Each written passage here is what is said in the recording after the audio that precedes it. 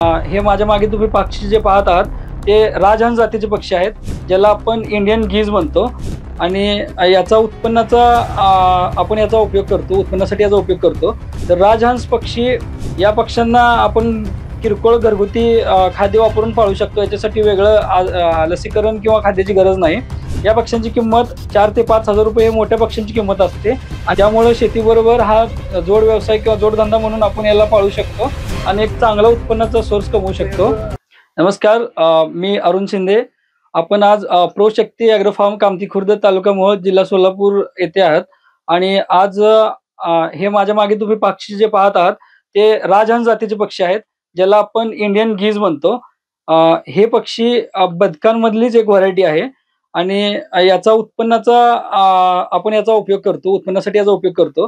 तर राजहंस पक्षी आपण आपल्या इथे थोड्या प्रमाणात पाळू शकतो, जसे 10-20 वगैरे नगाप्रमाणे. हे पक्षी वर्षातून 2 ते 3 वेळा अंडी देतात आणि स्वतःच पिल्लं काढतात.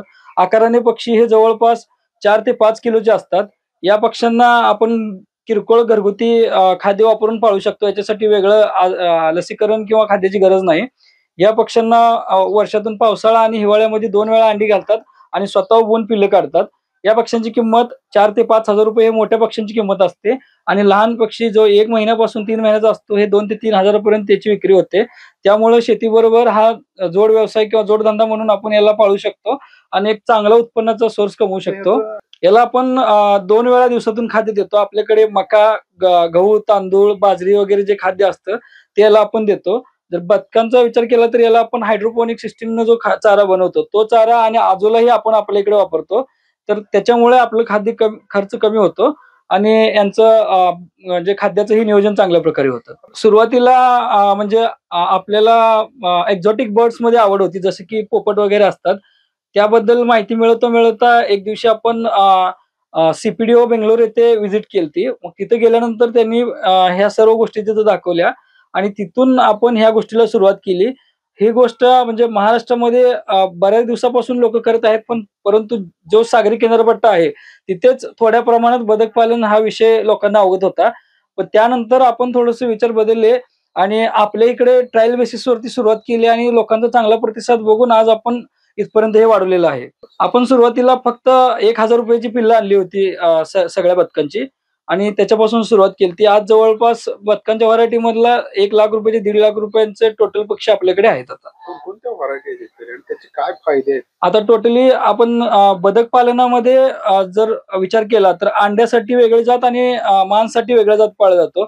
मांसाचा विचार केला तर व्हाईट पेकिंग जात ही सगळ्यात चांगली जात आहे आणि अंड्यासाठी खाकी कॅम्बल आणि इंडियन रनर ह्या 2 जाती पाळतो.